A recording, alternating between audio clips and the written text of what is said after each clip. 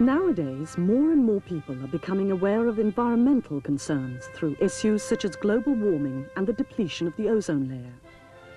However enormous these global problems may appear to be, it's a fact that our daily actions can directly affect the health of our planet.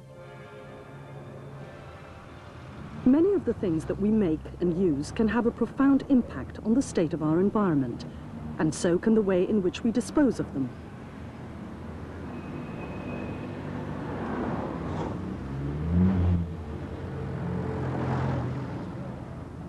But when we consider the environmental impact of something, it's important to consider the whole of that impact. Otherwise, it's all too easy to jump to the wrong conclusions. For example, although this work is creating a great deal of noise and inconvenience at the moment, a small amount of background research would tell us that the work is in fact being carried out as part of a road scheme that will reduce traffic and therefore pollution in this town for years to come. Too often, environmental attitudes focus upon only one environmental concern, such as the volume of waste created by a given action or manufacturing process, whilst ignoring all the other consequences such as air and water pollution, energy use, and the consumption of scarce resources. So how can we get an accurate idea of what really is good environmental practice?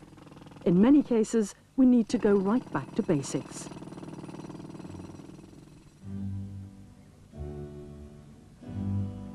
In recent years, many people have focused on the manufacture and use of plastics in particular, leading some people to perceive that in environmental terms, plastics are relatively unfriendly. But like so many other questions surrounding the environmental debate, it's worth looking at the wider picture. This oil rig produces 400,000 barrels of oil a day, 384,000 barrels, or 96% of which will be used for fuel for heating our homes, factories or offices, or to produce fuel for cars and lorries. However, after the oil has been refined, a small proportion is used to make petrochemicals, some of which, in turn, are used to make the thousands of plastic products which we use in our daily lives.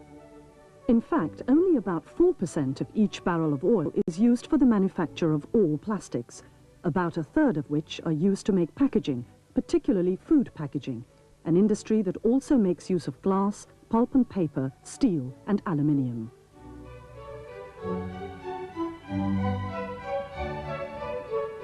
But why do we need packaging at all?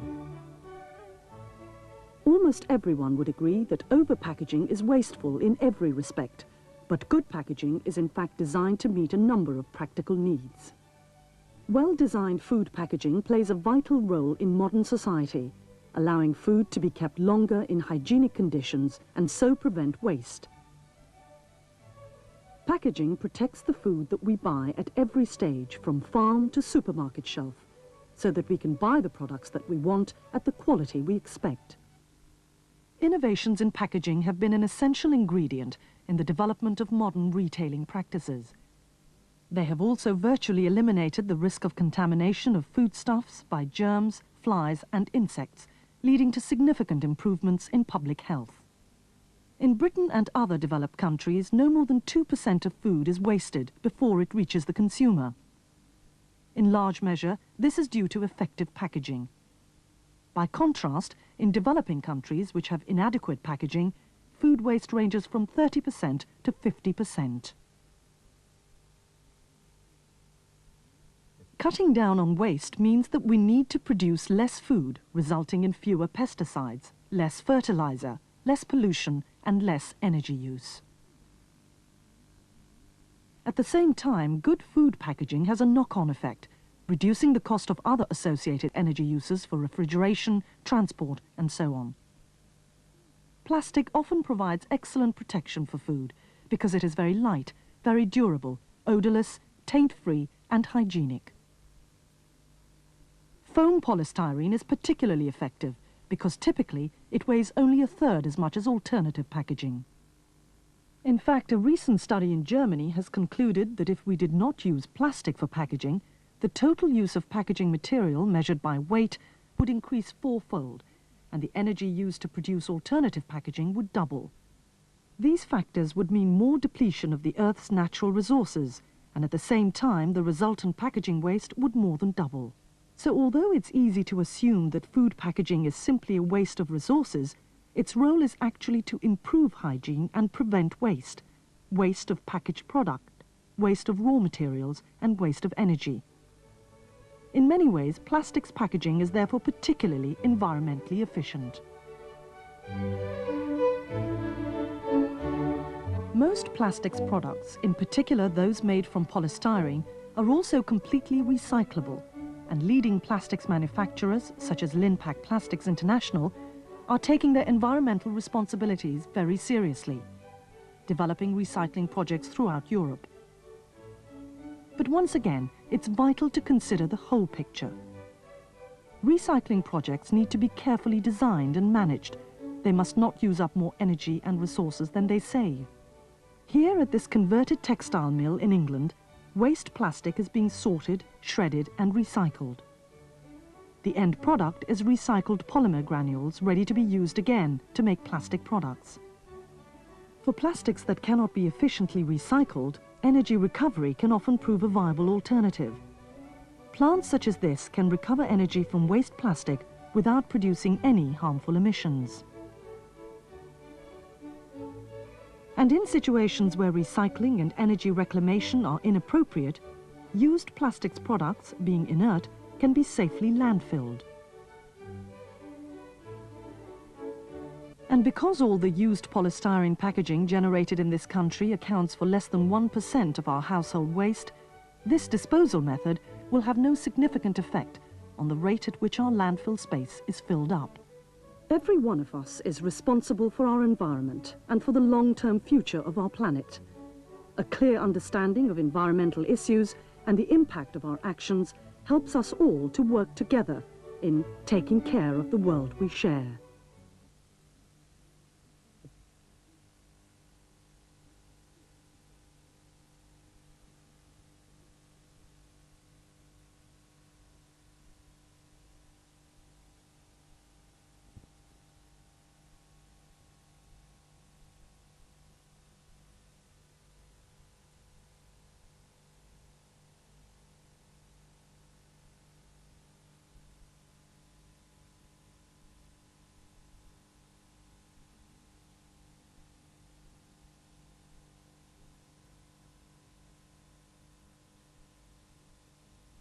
Let's look in more detail at the recycling story.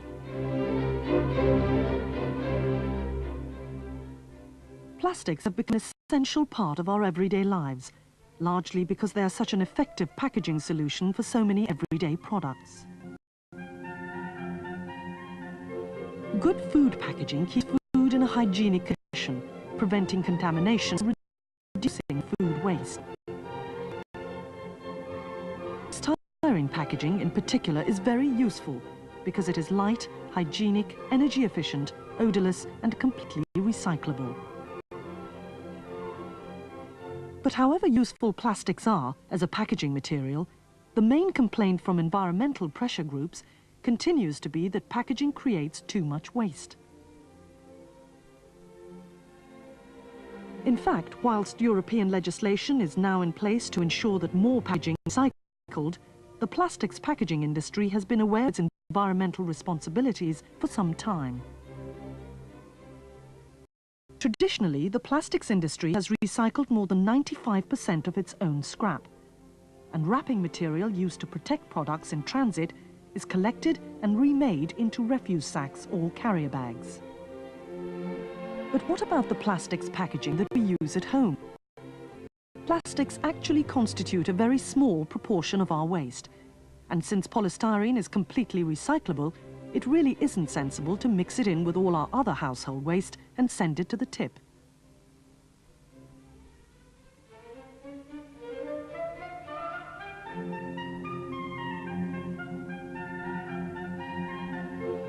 Linpac Plastics International are pioneering environmentally sound recycling schemes throughout Europe. Here in the south of England, Linpac has arranged to have meat trays, dairy pots and other polystyrene packaging collected in the local council's Blue Box household collection scheme. Many other communities are now beginning similar collection schemes, and this will soon become widespread throughout the UK.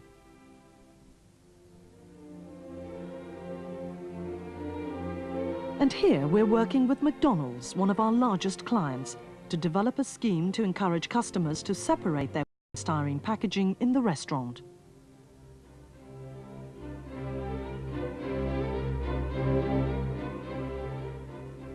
And Linpac, as a member of a joint venture company, has recently set up a project to collect and recycle polystyrene vending cups from offices, schools and factories throughout Britain. Used cups are put in special containers next to vending machines and are later picked up by a special collection service. But separating out and collecting the used plastic is one thing. What can we do with it then?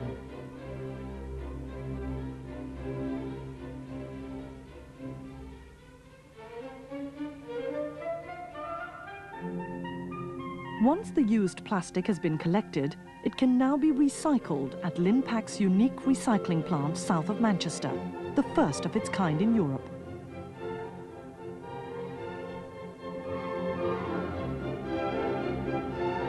The plant is unique in Europe, having been developed to accept almost all types of used plastics, from polystyrene food trays to yogurt pots, from detergent bottles to refrigerator parts. The plant currently handles up to 2,500 tons of material per annum. The used polystyrene material may consist of dairy containers, foam polystyrene, horticultural seed trays, thermoform trays, fast food restaurant polystyrene packaging, vending cups, or even film cassettes and disposable cameras. But this plant can also handle a wide range of other plastics, such as polypropylene plant containers and high-density polyethylene containers and PET drinks bottles. There are several different kinds of plastics used in packaging, all with different properties which make them useful in specific applications. For recycling purposes, it is important that these different plastics are recycled separately. While there are an increasing number of automated techniques being developed to separate these different plastics within a recycling plant, it is helpful if some prior sorting can be done. The plastics industry has developed a marking code to help the public identify the different kinds of plastics commonly used in packaging. Fizzy drinks bottles are usually made from a plastic known as PET and are marked with number 1. Washing up liquid and other household detergent bottles and milk jugs are made from high-density polyethylene and are marked with a number 2. Water and squash bottles are often made from PVC and are marked with a number 3. Many carrier bags are made from low-density polyethylene and are marked with a number 4. Microwavable trays for vegetables are often made from polypropylene and marked with a number 5. And foamed meat trays, yogurt and other dairy containers, disposable plastic glasses, egg cartons and hamburger boxes are usually made from polystyrene and numbered with a 6. As recycling programs expand around the country, these symbols will be seen more and more often on plastics packaging to help the public identify the whole range of recyclable plastics packaging. After sorting, the plastic is shredded and then washed and separated. Once dried, the material is then ready for re-extrusion at 250 degrees centigrade into new plastic granules. The recycled granules are then sent to Linpac's manufacturing plants, as well as to other plastics producers, to be made into brand new products.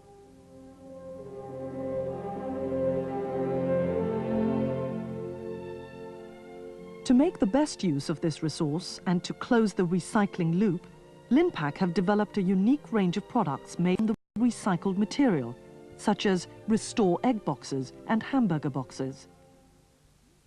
These egg boxes are made with a center layer of recycled polystyrene, surrounded by thin inner and outer layers of new material. And Linpac has made insulation board from over 50% recycled material. In fact, a vast range of plastics products, from window frames to garden furniture, from rulers to coat hangers, from office accessories to CD and video boxes, can now be made by using recycled plastic. And Linpac are leading the way in discovering new and innovative ways of making the best use of recycled plastic. As we become more aware of environmental issues and the responsibility that we all face for taking care of our world, recycling is becoming increasingly important. Linpac Plastics International are committed to helping people to understand recycling, organising tours of our unique recycling facility, distributing fact sheets and videos, and acting as a corporate sponsor to the Recycling Centre at Eureka, the National Children's Museum. Linpac Plastics International have made plastics recycling a reality and are at the forefront of developing the technology to ensure that plastics remain not only the most effective, but also the most environmentally sound packaging solution for the future.